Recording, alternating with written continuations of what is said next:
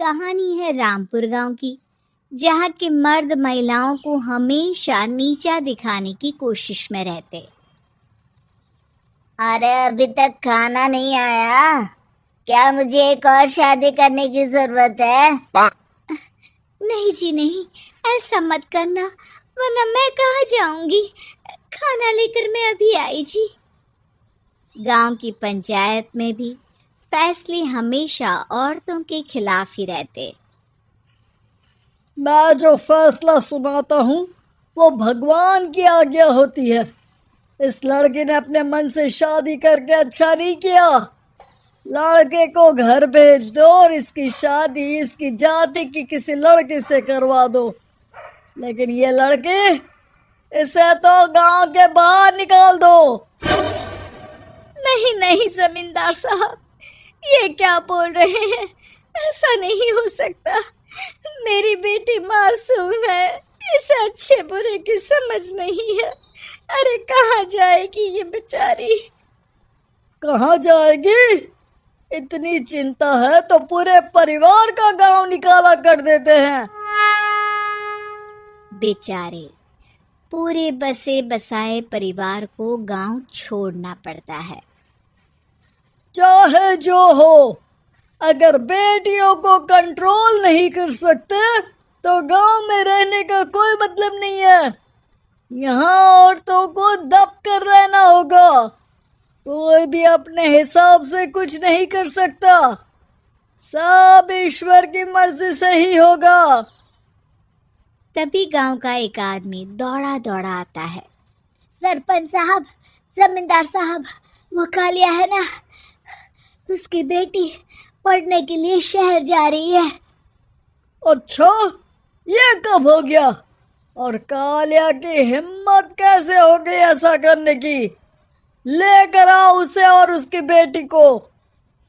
बस फिर क्या था, हाजिर हो जाते हैं कालिया और उसकी बेटी सरपंच के सामने।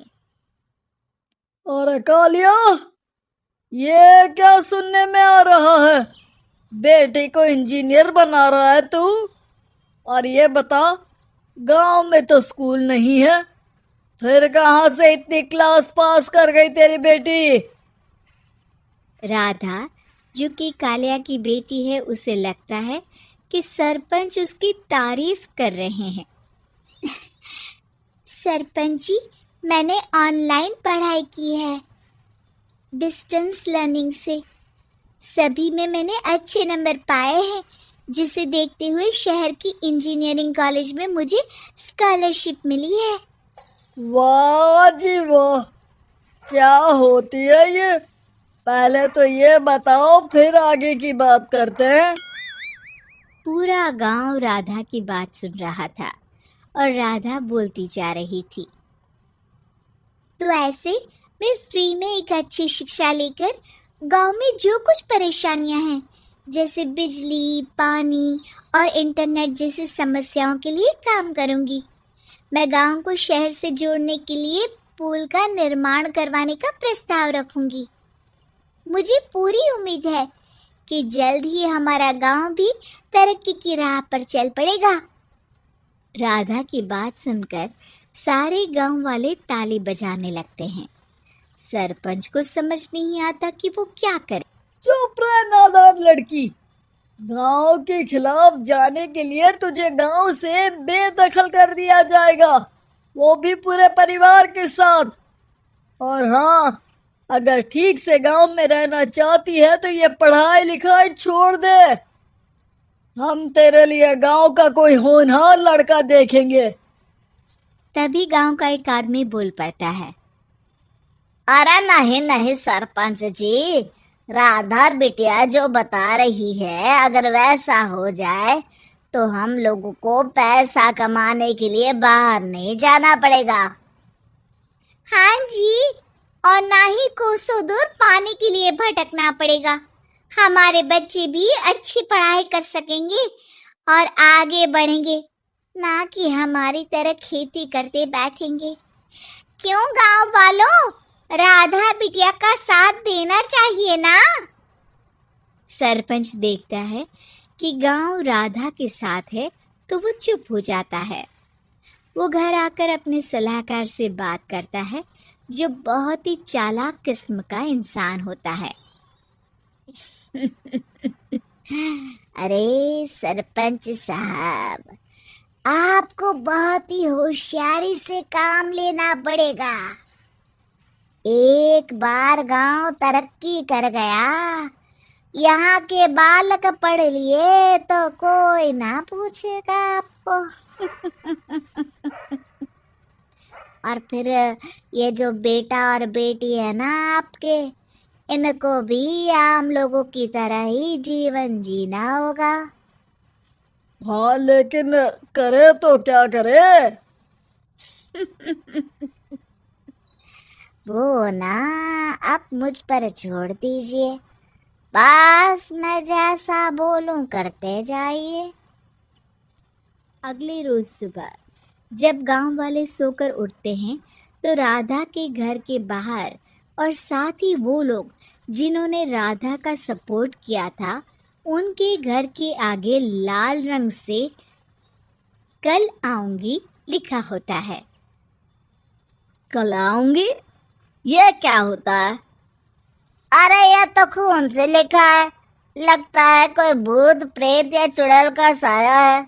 चलो सरपंच जी के पास चलते हैं। सभी सरपंच के पास जाकर उसे सारी बात बताते हैं। अरे ये तो बड़ी मुश्किल की बात है। चलो, मैं एक बाबा को जानता हूँ, उन्हें बुला लेता हूँ। सरपंच बाबा को लेकर गांव के घर के बाहर जाता है। ओहो, तो ये वो चुड़ैल है जो उन लोगों को निशाना बनाते हैं जो गांव को बदलने का सपना देखते हैं। वो गांव को ऐसे ही संपन्न देखना चाहती है। वो नहीं चाहती कि कोई बाहरी यहाँ का कायाकल्प करे। क्या तुम लोगों में से किसी ने गांव को बदलने की सोच रखी है? तभी राधा की माँ रोते रोते आती है। मेरी राधा घर से गायब हो गई है। अरे कोई तो बचाओ, मेरी बच्ची कहाँ गई?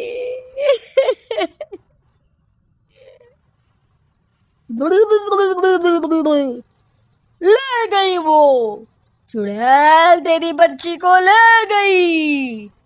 अब वो उसे श्रापित करके छोड़ेगी, उस पर चुड़ैल का साया हो जाएगा। तभी बुरी सी हालत में राधा भी वहां आ जाती है। उसके बाल चुड़ैल की तरह फैले होते हैं और कपड़ों में खून लगा होता है। सभी राधा को देखकर डर जाते हैं। माँ, पता नहीं मुझे कौन उठा कर ले गया था। अरे दूर दूर हो जा चुड़ैल, अब हम लोग इस गांव में नहीं रुकेंगे। अरे कैसे बातें कर रहे हैं आप? कल तो आप मेरे भरोसे गांव का हुलिया बदलने, अपने बच्चों को पढ़ाने और तरक्की उन्नति की बात कर रहे थे, तो आज क्या हो गया आपको? ये फिर तुम लोगों को बहकाएगी। ये चुड़ैल गांव में आ चुकी है, ऐसे ही ये तुम्हारे घर के बच्चों को भी ले जाएगी। गांव वाले राधा को गांव से बाहर निकाल देते हैं। उसके माँ बाप रोते रहते हैं, लेकिन गांव वाले नहीं मानते। मैं भी अपनी बहन के साथ गांव के बाहर रहूंगा, लेकिन वो पढ़ाई नहीं छोड़ेगी। वहीं सरपंच के घर पर सलाहकार कहता है। देखा, सांप भी मर गया और लाठी भी नहीं टूटी। लेकिन अगले ही दिन सरपंच के घर के बाहर भी वही शब्द लिखे होते हैं।